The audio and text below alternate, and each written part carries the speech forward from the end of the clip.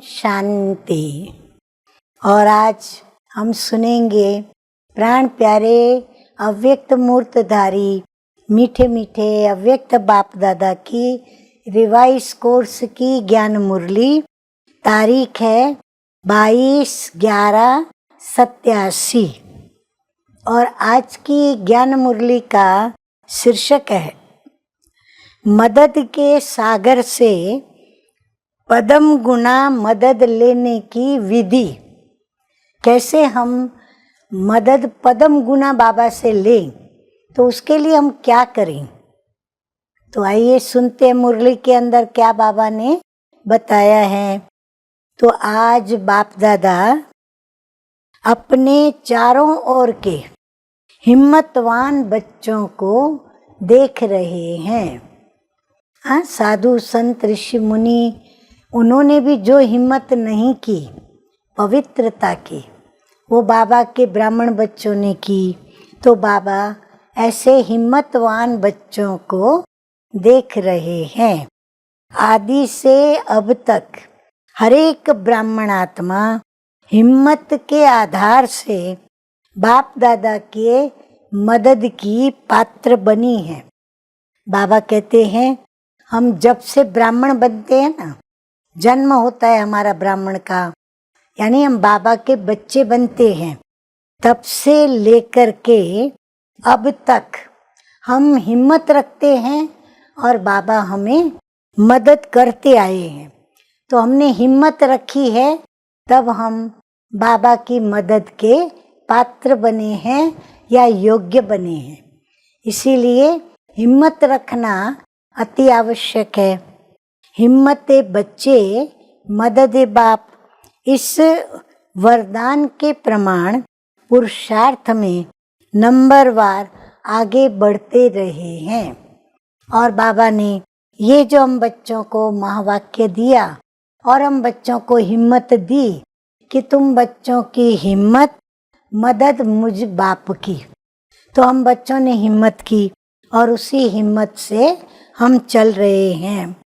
बच्चों की एक कदम की हिम्मत, सुनना सभी ध्यान से कि बच्चों की एक कदम की हिम्मत और बाप की पद्मों कदम की मदद हर एक बच्चे को प्राप्त होती है।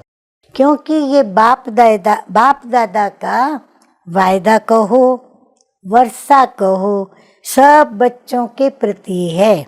और इसी श्रेष्ठ सहज प्राप्ति के कारण ही 63 जन्मों की निर्बल आत्माएं बलवान बन आगे बढ़ती जा रही हैं। 63 जन्मों से हम निर्बल बनते आए, निर्बल बनते बनते बनते हम बिल्कुल पावन से पतित बन गए। तो बाबा कहते हैं कि ये जो सहज प्राप्ति एक कदम से पद्मों की और हिम्मत से मदद की, ये जो होती है, उसके आधार पर बाबा कहते हैं बच्चे बलवान बनते आगे बढ़ते जा रहे हैं। ब्राह्मण जन्म लेते ही पहली हिम्मत कौन सी धारण की? पहली हिम्मत जो असंभव, उसको संभव करके दिखाया। पवित्रता की विशेषता की धारणा की। पहली मुख्य धारणा ये की, हिम्मत से दृढ़ संकल्प किया कि हमें पवित्र बनना ही है। और बाप ने पदम गुना मदद दी कि आप आत्माएं अनादि आदि पवित्र थी, अनेक बार पवित्र बनी हैं और बनती रहेंगी। नई बात नहीं है। अनेक बार की श्रेष्ठ स्थिति को फिर से रिपीट कर रहे हो। अब भी आप पवित्र आत्माओं के भक्त आपके जड़ चित्रों के आगे पवित्रता की शक्ति मांगते रहते हैं। आपकी पवित्रता के गीत गाते रहते हैं। साथ साथ आपके पवित्रता की निशानी हरेक पूज्य आत्मा के ऊपर लाइट का ताज है।